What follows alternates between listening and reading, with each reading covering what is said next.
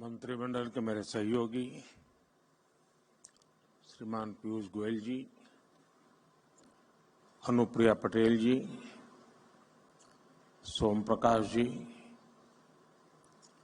अन्य महानुभाव और देश भर से हमारे साथ जुड़े हुए स्टार्टअप इकोसिस्टम के सभी साथी, आप सबको स्टार्टअप महाकुंभ की बहुत बहुत शुभकामनाएं।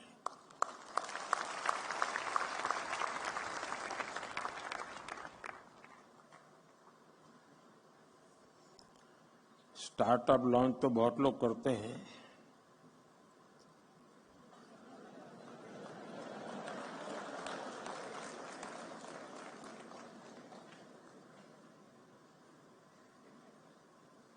और पॉलिटिक्स में तो ज्यादा।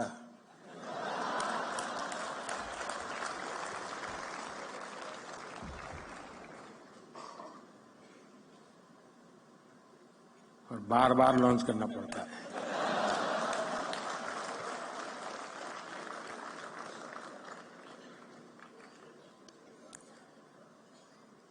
आप में उनमें फर्क ये है कि आप लोग प्रयोगशील होते हैं। एक अगर लॉन्च नहीं हुआ तो तुम दूसरे पर चले जाते हैं।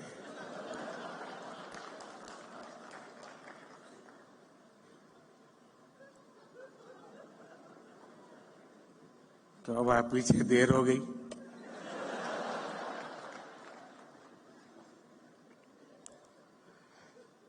साथियों, आज जब देश 2047 के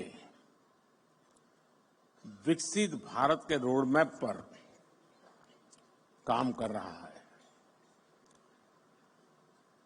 ऐसे समय मुझे लगता है कि ये स्टार्टअप महाकुंभ का बहुत महत्व है। बीते दशकों में हमने देखा है कि भारत ने कैसे आईटी और सॉफ्टवेयर सेक्टर में अपनी छाप छोड़ी है। अब हम भारत में इनोवेशन और स्टार्टअप कल्चर का ट्रेंड लगातार बढ़ता हुआ देख रहे हैं, और इसलिए स्टार्टअप की दुनिया के आप सभी साथियों का इस महाकुंभ में होना बहुत मायने रखता है। और मैं बैठे बैठे सोच रहा था कि स्टार्टअप वाले सफल कैसे होते हैं, क्यों होते हैं, वो कौन सी उनके अंदर एक जीनियस एलिमेंट है जिसके कारण ये सफल हो जाते हैं। तो मुझे एक विचार आया, आप लोग तय करना मैं सही हूं कि गलत हूं। जो आपकी टीम है जिसने इसको ऑर्गेनाइज किया है, क्योंकि आमतौर पर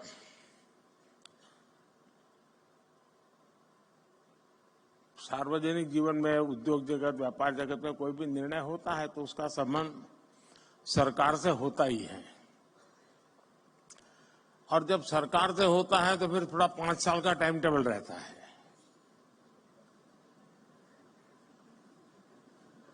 धीरे धीरे पहुंच रही, इधर से शुरू हुई है।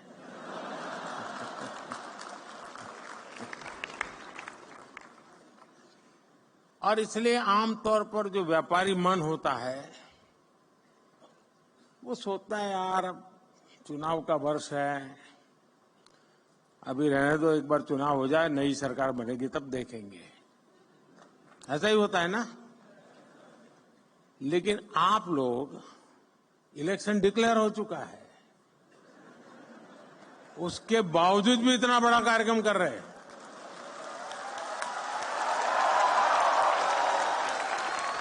इसका मतलब ये है कि आपको पता है अगले 5 साल क्या होने वाला है।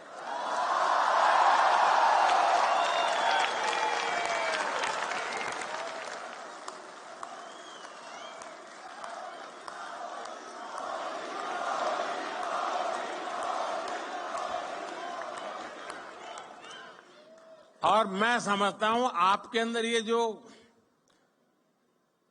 जीनियस चीज पड़ी है ना, वही स्टार्टअप को सफल बनाती होगी।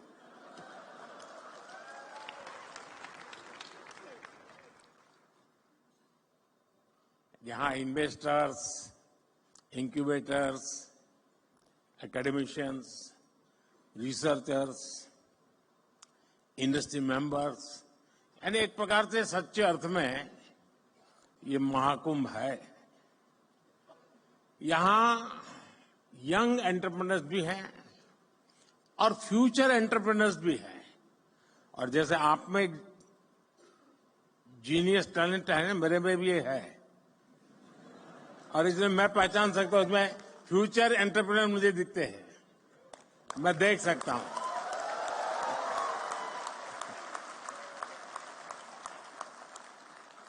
ऐसे में ये एनर्जी, ये वाइब वाकई अद्भुत है। जब मैं पोर्ट्स और एग्जीबिशन स्टॉल से गुजर रहा था तो ये वाइब में फील कर रहा था, और दूर कुछ लोग लगे थे, नारे भी लगा रहे थे, और हर कोई अपने इनोवेशन को बड़े गर्व के साथ दिखा रहा था। और यहां आकर किसी भी भारतीय को लगेगा कि आज के स्टार्टअप को नहीं, बल्कि कल के यूनिकॉर्न और डेकाकॉर्न को देख रहे हैं।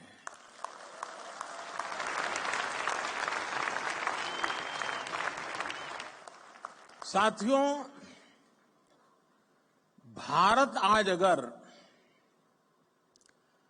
ग्लोबल स्टार्टअप स्पेस के लिए नई उम्मीद, नई ताकत बनकर उभरा है, तो इसके पीछे एक सोचा समझा विजन रहा है।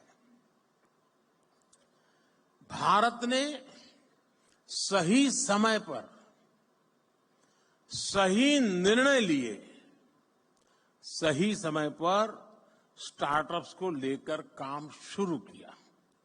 अब ये समिट तो आप लोगों ने बहुत बड़ी मात्रा में ऑर्गेनाइज की है, लेकिन जब ये शब्द भी का स्टार्टअप नहीं हुआ था, उस समय मैंने एक समिट की थी विज्ञान भवन में। बड़ी मुश्किल से आधा सभागृह भरा था, पीछे भी जैसे सरकार करती है जगह हमने भर दी थी। ये अंदर की बात है, बाहर मत बताना।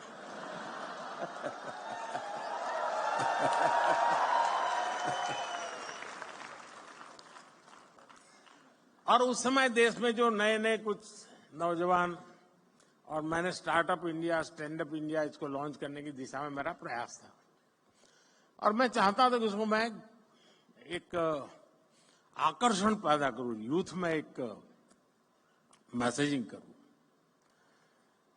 तो कुछ लोगों ने जो इनिशिएटिव लिए थे उनको खोजा देश भर में, भाई कोई कोने में कोई करता है तो जरा देखो।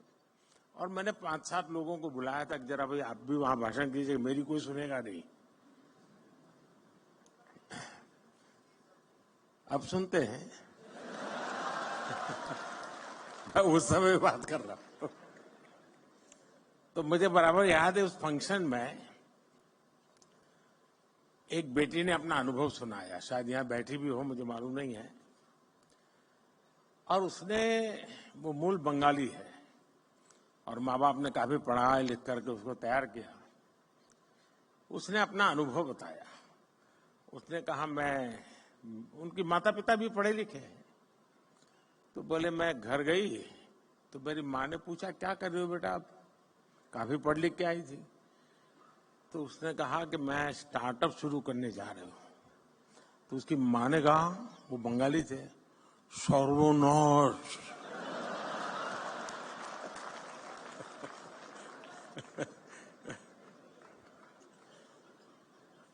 बोले सर्वनाश यानी स्टार्टअप यानी सर्वनाश।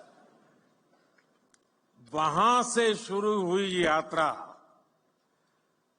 इसका एक सैंपल यहां नजर आ रहा है।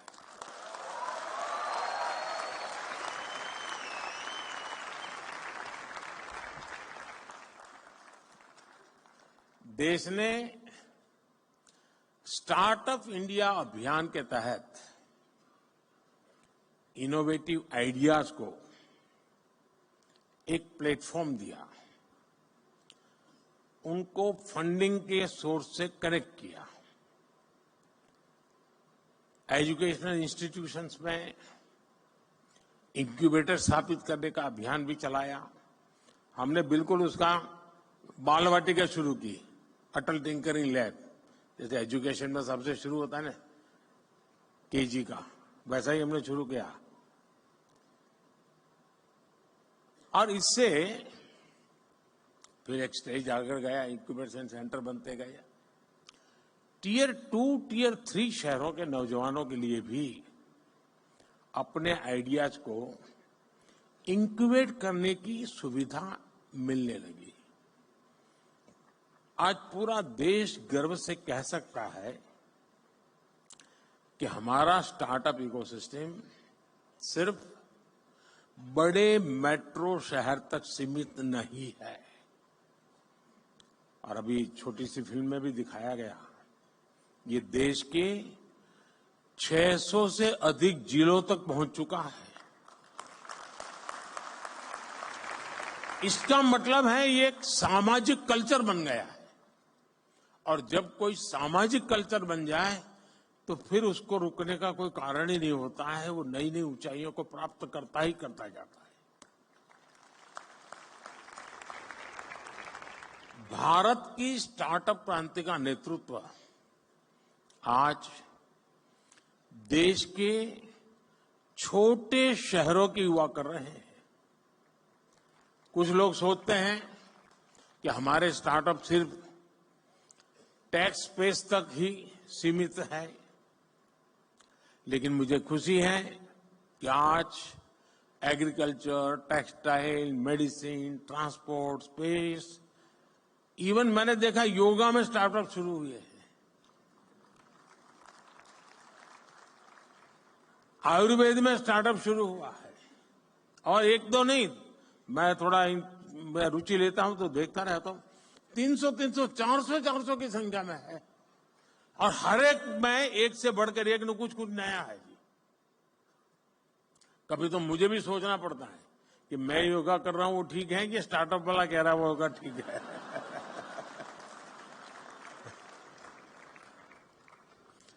साथियों, स्पेस जैसे सेक्टर में जो कि हमने अभी कुछ ही समय पहले ओपन अप किया, पहले तो सरकार में जैसा स्वभाव रहता है जंजीरें बांध देना, और मेरी पूरी ताकत जंजीरें तोड़ने में लगी रहती है।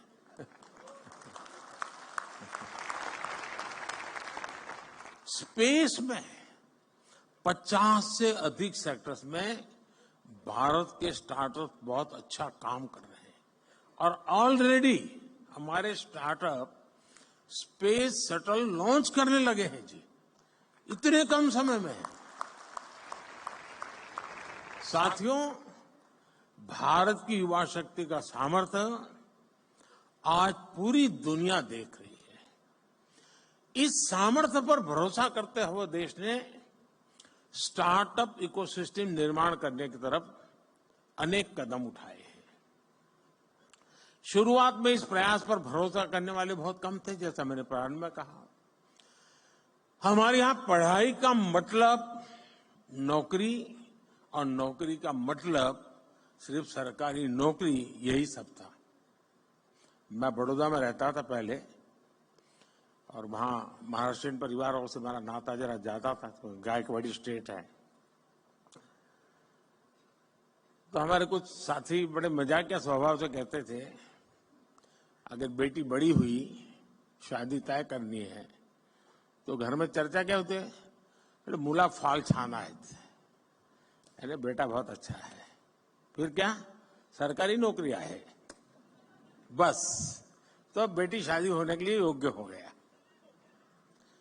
आज पूरी सोच बदल गई है। कोई बिजनेस की बात करना था तो पहले आइडिया की नहीं,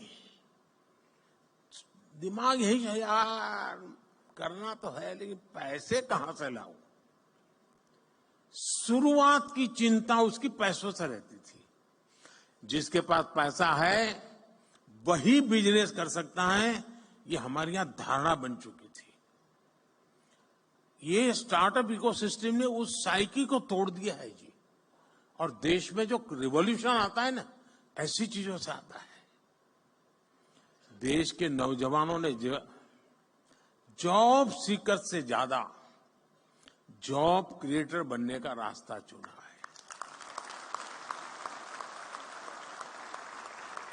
और फिर जब देश ने स्टार्टअप इंडिया अभियान शुरू किया तो देश के युवाओं ने दिखा दिया कि वो क्या कुछ कर सकते हैं। आज भारत दुनिया का तीसरा बड़ा स्टार्टअप इकोसिस्टम है। 2014 में जहां देश में कुछ 100 स्टार्टअप भी नहीं थे, आज भारत में करीब 1.25 लाख रजिस्टर्ड स्टार्टअप्स हैं और इनसे करीब 12 लाख नौजवान सीधे तौर पर जुड़े हुए हैं। हमारे पास 110 से ज्यादा यूनिकॉर्न्स हैं। हमारे स्टार्टअप्स ने लगभग 12,000 पैटेंट्स फाइल किए हैं और बहुत सारे स्टार्टअप ऐसे हैं जो अभी तक वो पेटेंट के महत्व नहीं समझे हैं। मैं अभी भी मिल के आया, मैंने पहला ही पूछा, मैंने कहा पेटेंट हुआ गया? नहीं, बोले प्रोसेस में है। मेरा आप सबसे आग्रह है उस काम को साथ साथ चालू ही कर दीजिए, क्योंकि आज दुनिया इतनी तेजी से बदल रही है, पता नहीं कौन कहां हाथ मार ले।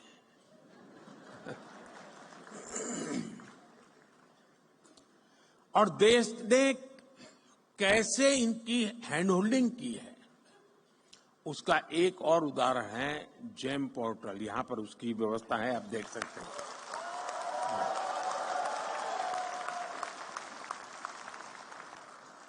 आज ये स्टार्टअप सिर्फ जेम पोर्टल पर ही करीब 20,000 करोड़ रुपए से ज्यादा का कारोबार कर चुके हैं।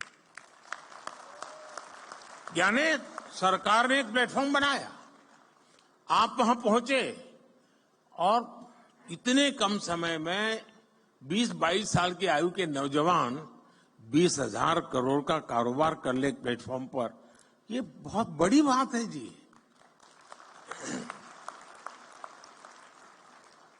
आप सभी इस बात के गवाह हैं कि आज का युवा अब डॉक्टर, इंजीनियर के साथ साथ एक इनोवेटर बनने का सपना, अपने स्टार्टअप का सपना भी देखने लगा है। ये मैं समझता हूं उसके पास जो टैलेंट है या जो उसकी ट्रेनिंग है, स्टार्टअप के माध्यम से वो एक नए क्षेत्र में प्रवेश कर रहा है। आज मैं देखता हूं कि कैसे युवा अपने स्टार्टअप के दम पर अलग अलग सेक्टर्स में छाए हुए हैं। और मुझे तो पक्का विश्वास है कि 2019 का जब चुनाव आएगा ना, उस समय कम से कम 1,000 स्टार्टअप ऐसे होंगे जिसकी सेवाएं पॉलिटिकल पार्टियां लेती होंगी।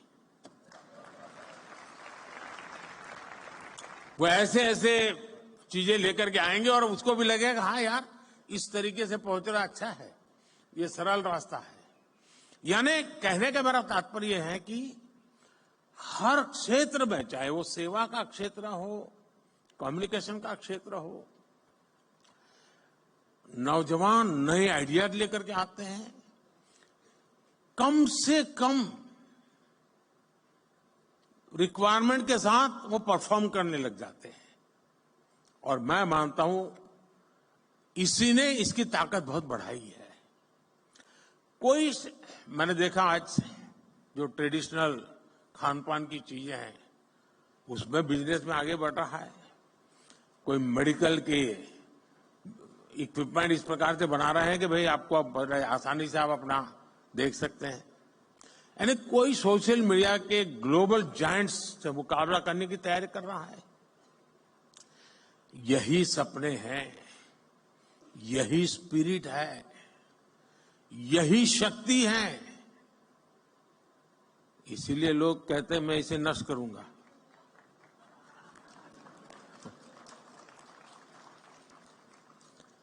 एक तरह से मैं कह सकता हूं कि कुछ वर्ष पहले देश ने पॉलिसी प्लेटफॉर्म पर जो स्टार्टअप लॉन्च किया था वो सफलता की नई ऊंचाइयों को छू रहा है।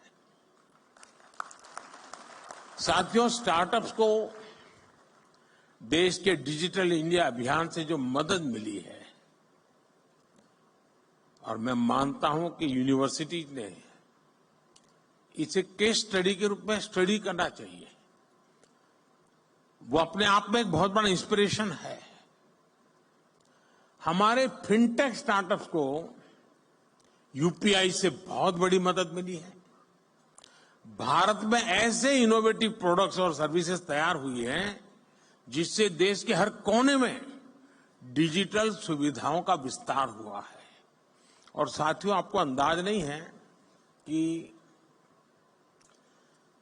हम जहां हैं, हम रोजमर्रा की जिंदगी है तो हमें पता नहीं चलता है, लेकिन मैं G20 समिट के समय देखता था, हमने यहां एक बूथ लगाया था जहां पर अभी आपके एग्जीबिशन लगा है वहां G20 समिट में, और वहां यूपीआई कैसे काम करता है हम 1,000 रुपया देते थे ताकि उनको ट्रायल रन करने के लिए काम आए। हर एक एम्बेसी अपने टॉप मोस्ट लीडर को वहां ले जाने का आग्रह रखती हुई जरा वहां देखें एक बार। यानी वहां लाइन लगी रही थी बड़े बड़े नेताओं की कि यूपीआई है क्या, काम कैसे करता है, और उनके लिए बड़ा अजूबा था। हमारे यहां गांव में सब्जी वाला भी बड़े आराम से कर लेता है।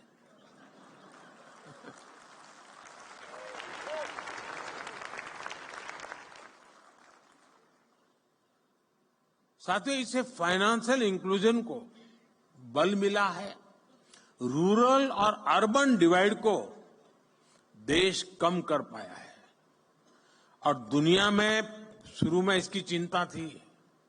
जब डिजिटल प्रोग्रेस होने लगा तो हैव्स एंड हैव नॉट्स वाली थियरी इसके साथ जुड़ गई थी। सोशल डिवाइड की बात हो रही थी। भारत ने टेक्नोलॉजी को डेमोक्रेटाइज कर दिया है और इसलिए हैव्स एंड हैव नॉट्स वाली थियरी मेरे यहां चल नहीं सकती है। मेरे यहां सबके लिए सब कुछ है। आज एग्रीकल्चर हो, एजुकेशन हो, हेल्थ हो, इनमें स्टार्टअप के लिए नई संभावनाएं बन रही है। मुझे इस बात की भी खुशी है कि हमारे 45% से ज्यादा स्टार्टअप्स 45% से ज्यादा स्टार्टअप्स इसका नेतृत्व महिलाएं कर रही है, नारी शक्ति कर रही है।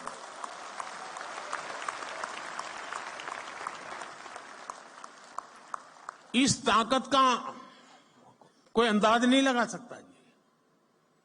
ये पूरा एडिशनल बेनिफिट है देश को। हमारी बेटियां कटिंग एज इनोवेशन से देश की समृद्धि की तरफ ले जा रही है जी।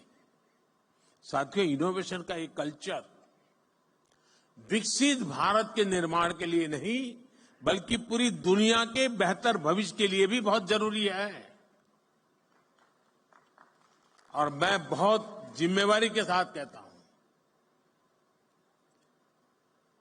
विश्व के बेहतर भविष्य की बात मैं कर रहा हूं, और मेरी ताकत पर नहीं, आपके सामर्थ्य पर मेरा भरोसा है।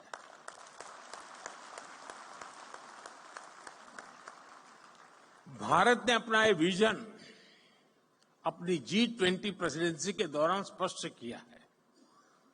इसी प्रीमाइसिस में G20 समिट हुई। विश्व के सभी बड़े नेता कोविड के बाहर दुनिया को कहां ले जाना इसके लिए खड़े बैठे थे और इसी मंडप पे मेरा देश का यंग माइंड बैठा है जो 2047 तक जाने का रास्ता तय करने वाला है।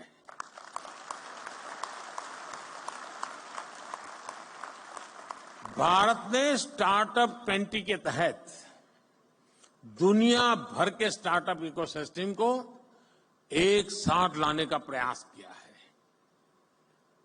इसी भारत मंडप में G20 के दिल्ली डिक्लेरेशन में पहली बार स्टार्टअप्स को न सिर्फ इंक्लूड किया गया बल्कि उन्हें नेचुरल इंजन ऑफ ग्रोथ भी माना गया।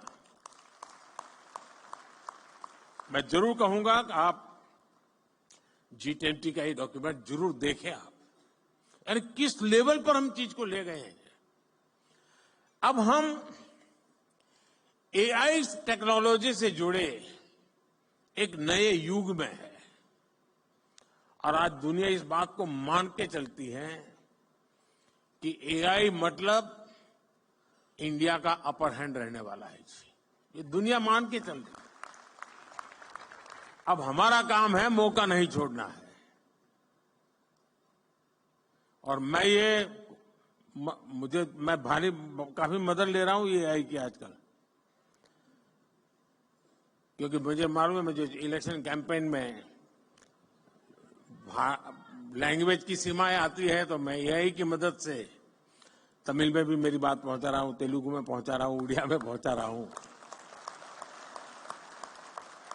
तो आप जैसे नौजवान ये काम करते हैं तो मेरा भी काम हो जाता है।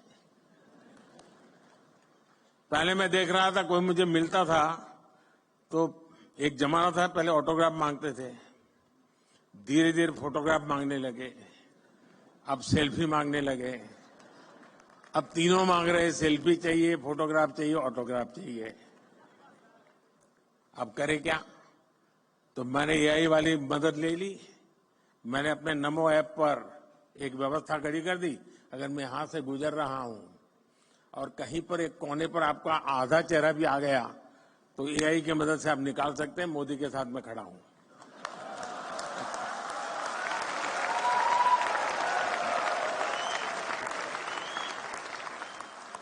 आप लोग नमो ऐप पर जाएंगे तो फोटो बूथ है, वहां से आपको फोटो मिल जाएगी आपकी। जरूर आया होगा, मैं यहां से गुजरा हूं तो।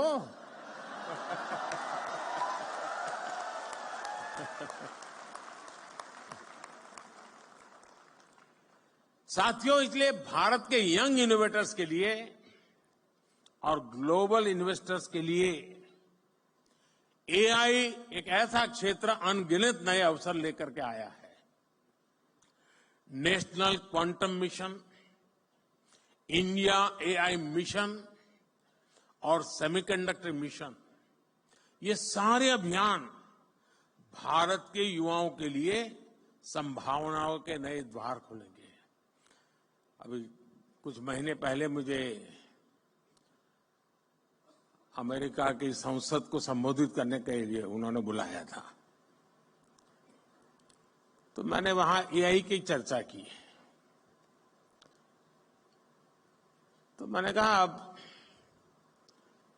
AI दुनिया का भविष्य तय करने के लिए सामर्थ्यवान बनता जा रहा है, तो जितनी वहां समझ थी उतने हिसाब से तालियां बजी।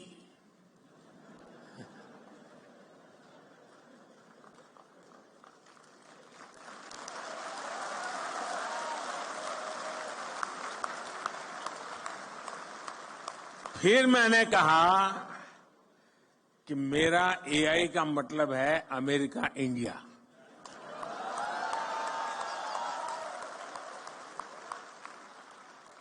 तो पूरा सभागृह खड़ा हो गया। साथियों, लेकिन ये तो मैंने वहां पॉलिटिकल संदर्भ में कहा, लेकिन आज मैं जरूर मानता हूं कि AI का सामर्थ्य, इसका नेतृत्व भारत के हाथ में ही रहेगा और रहना भी चाहिए।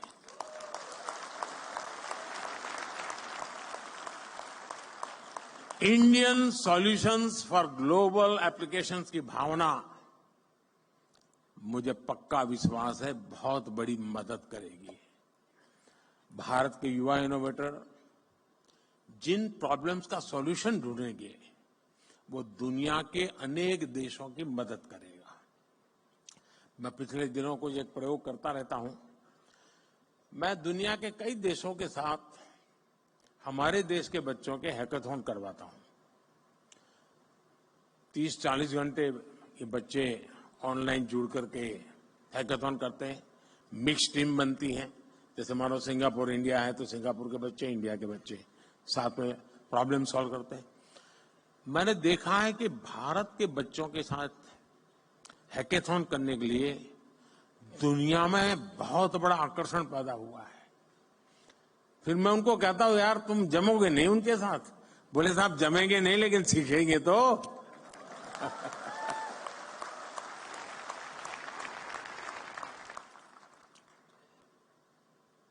दोस्तों भारत में जो इनोवेशन ट्राइड और टेस्टेड होगा वो दुनिया की हर ज्योग्राफी और डेमोग्राफी में सक्सेसफुल होगा, क्योंकि हमारे यहां सब नमूने हैं। यहां रेगिस्तान भी मिलेगा, यहां बाढ़ वाला इलाके भी मिलेगा, यहां पर मीडियम पानी वाला भी है, यानी हर प्रकार की चीज आपको एक ही जगह पर सब मौजूद है जी। और इसलिए यहां जो सक्सेस हुआ वो दुनिया में कहीं पर भी सक्सेस हो सकता है। साथियों, भारत लगातार इस विषय में फॉरवर्ड प्लानिंग करते हुए चल रहा है। देश ने हजारों करोड़ रुपयों के नेशनल रिसर्च फाउंडेशन बनाने का निर्णय लिया है। थोड़े समय पहले इसका निर्णय आपने देखा होगा। और इंटरिम जो बजट हमने रखा था, हमारे देश में कुछ चीजों की चर्चा करने के लिए लोगों को फुर्सत नहीं है, क्योंकि फालतू चीजों में उनका टाइम बहुत जाता है। इस इंटरिम बजट में, क्योंकि पूरा बजट तो अभी जब मैं दोबारा आऊंगा तब आएगा,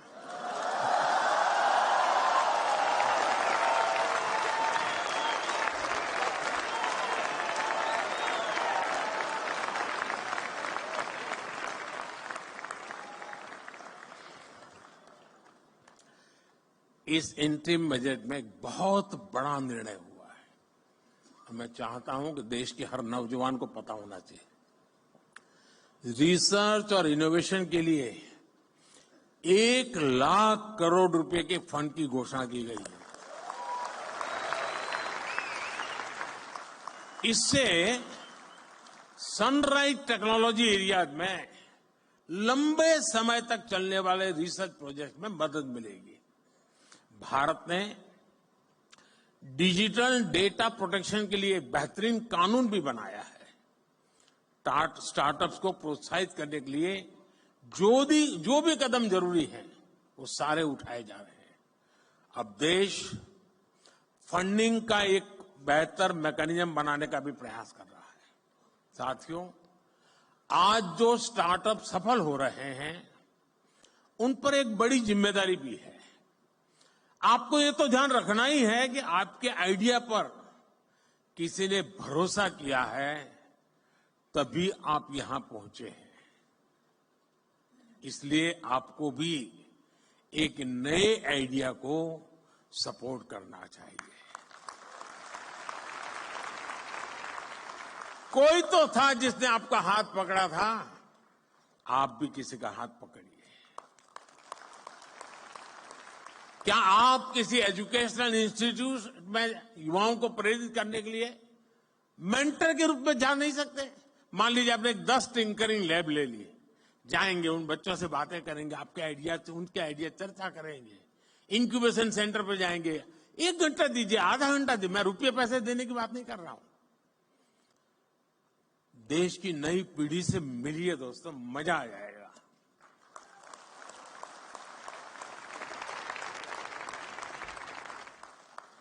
आप कॉलेजों में, यूनिवर्सिटीज में स्टूडेंट से मिलकर के उन्हें गाइड कर सकते हैं, क्योंकि आपके पास कहने को एक सक्सेस स्टोरी है।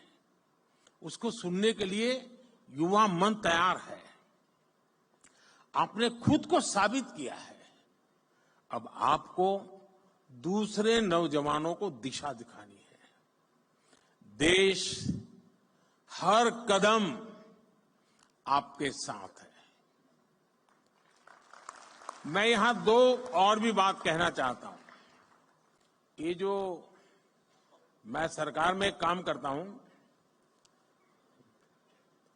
थोड़ा अंदर की बात बताता हूं, मीडिया में नहीं जानी चाहिए।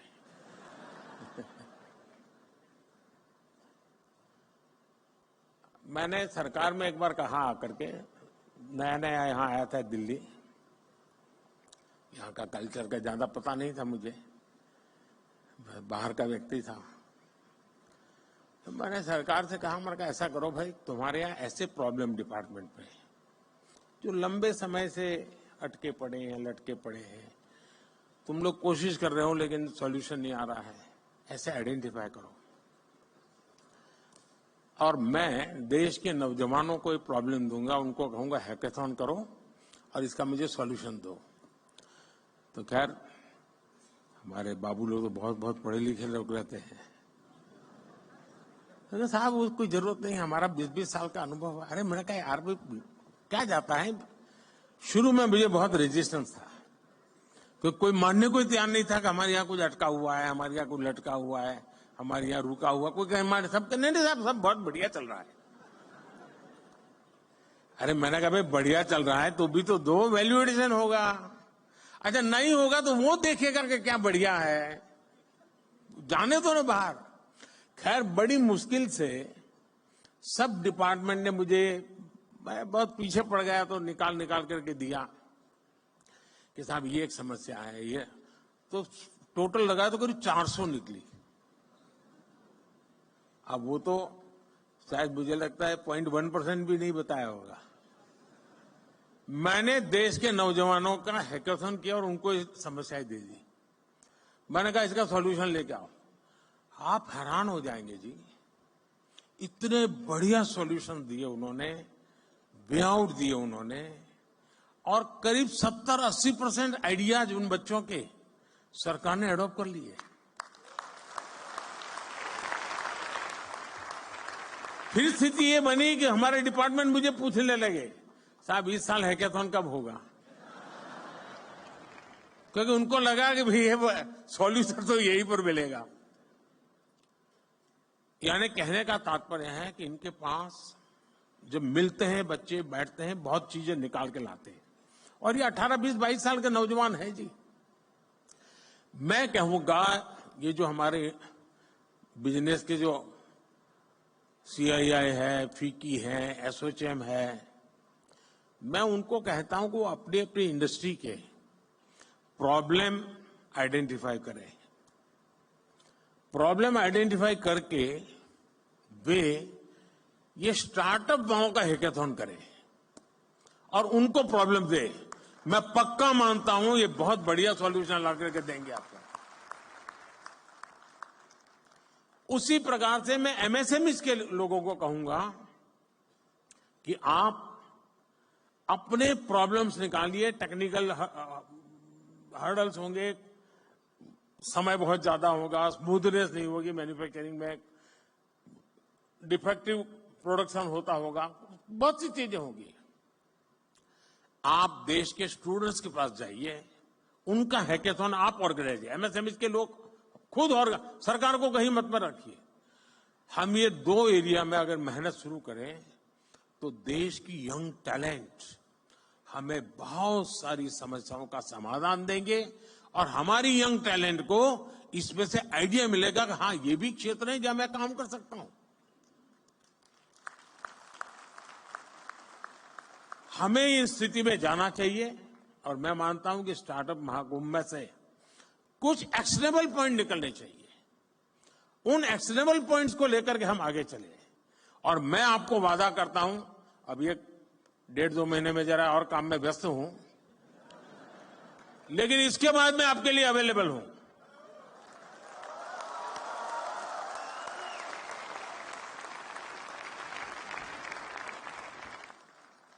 मैं यही चाहूंगा कि आप आगे बढ़े, नए स्टार्टअप बनाएं, खुद की भी मदद करें, दूसरों की मदद करें। आप इनोवेशन जारी रखें, इनोवेटर्स को अपना सहयोग जारी रखें। आपके एस्पिरेशंस ही भारत के एस्पिरेशंस है। भारत को 11वें नंबर से 5वें नंबर की इकोनॉमी बना दिया, और इसमें बहुत बड़ी भूमिका मेरे देश के नौजवानों की है, आपकी है। अब भारत को, और मैंने हिंदुस्तान को गारंटी दी है कि मेरे तीसरे टर्म में मैं देश को दुनिया की तीसरी इकोनॉमी बना करके रहूंगा।